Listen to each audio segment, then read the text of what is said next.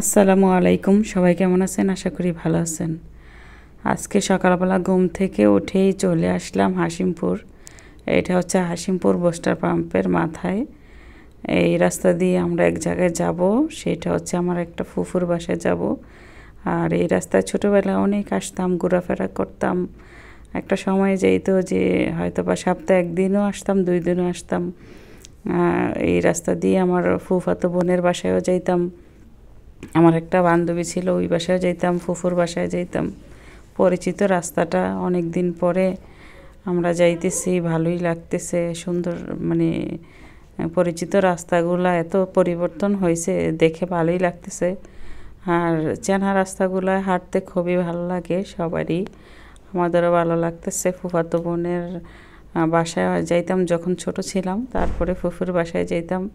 এখন ফুফুর বাসায় আসছি। ফুফাতো বোন, ভাগিনা, আত্মীয় স্বজন যারা যারা আমাদের সাথে ছিল সবাইকে নিয়ে ফুফুর বাসায় আসছি। ওনাদের বাসায় মাহফিল হয়েছিল, যত খাবারগুলো ছিল সবগুলো আমাদেরকে দিয়েছে, তো খাইলাম। আর ফুফাতো বোনটাকে অনেকদিন পর দেখলাম, অনেক স্বাস্থ্যবান হয়ে গেছে।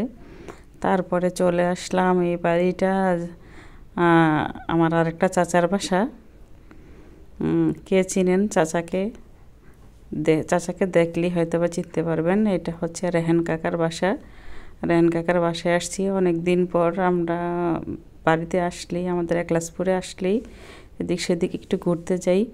তো আজকে অনেক বছর পরেই আসলাম। আসার পরে ফুফু, রেহান কাকার বউ হচ্ছে আমাদের ফুফু, আর রেহান কাকা হচ্ছে কাকা, মানে দুইটা সম্পর্ক আমাদের। তো দুইটা সম্পর্কে দুইজনকে দুই নামেই ডাকি। কাকাকে কাকাই ডাকি, আর কাকার বউকে কাকি না ডাকে ফুফু ডাকি। তো বড়াপা কথা বলতেছিল ফুফুর সাথে, আর রেহান কাকা বলতেছিল তাদের বাসায় আজকে বেড়াইতাম। আরও 2-3 দিন আগেও আমাদেরকে বলছে ওনাদের বাসায় বেড়াইতে আসতে, আসিনি, সেজন্য একটু বকাঝকা করলো। বলছে যে আবার নেক্সটে আসলে থাকবো। আর এটা হচ্ছে আমার ফুফুগো বাড়ি, ইমরান ভাইগো বাড়ি। ফুফুগো বাড়িতে আসছি। আসার পরে দেখি সকালবেলা কেউ বাড়িতে নাই। ফুফু কোথায় গেছে বলতে পারতেছি না।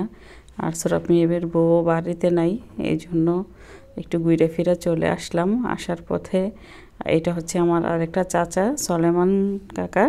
উনি রাস্তায় দেখে আমাদেরকে জোর করে একবারে চা নাস্তা খাওয়াই দিল। তো খাইলাম। খাওয়ার পরে এখন চলে আসছি। এটা হচ্ছে আমার বান্ধবী। আমার বান্ধবী হচ্ছে ও, আর ওর বড় বোন হচ্ছে আমার বড় আপার বান্ধবী। তো আপা দেখা করার জন্য আসছে। আপার বান্ধবীর সাথে এসে আমার বান্ধবীর সাথেও দেখা হয়ে গেছে।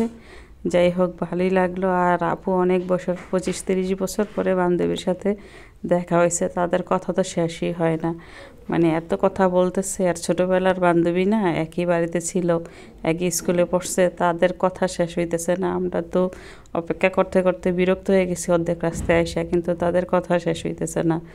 আমরা অপেক্ষা করতে বিরক্ত হয়ে বসে আছি গাছের গুড়ির ভিতরে, আর আসতেছি। তো চলে আসলাম সুমাইয়াদের বাড়িতে। সুমাইয়াদের বাড়িতে কালকেই আসছি। আসার পরে আজকে আবার গাছ থেকে ডাব পাড়ছে। তো সেই ডাবগুলাই আমি কাটতেছিলাম। কাটার মতন কেউ ছিল না, ছোটো বাচ্চারা আছে, সবাই তার গাছের ডাব কাটতে পারে না। তো ওইখান থেকে ঘুরে ফিরে খাওয়ার পরে বিকেলবেলা আমরা একটু ঘুরতে যাব।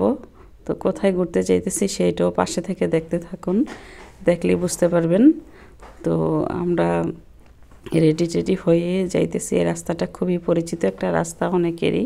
এটা হচ্ছে একলাসপুর স্কুলের পিছনে দিয়ে যায় যে গোরস্থানে, ওইটার পরে। আর চলে আসছি রিমিদের বাসায়। এটা হচ্ছে আমার ফুফু। ফুফুদের বাসায় এসে চা খাইলাম। আজকে সারা দিনটা এভাবেই কাটলো। তো আল্লাহ হাফেজ, সবাই ভালো থাকবেন।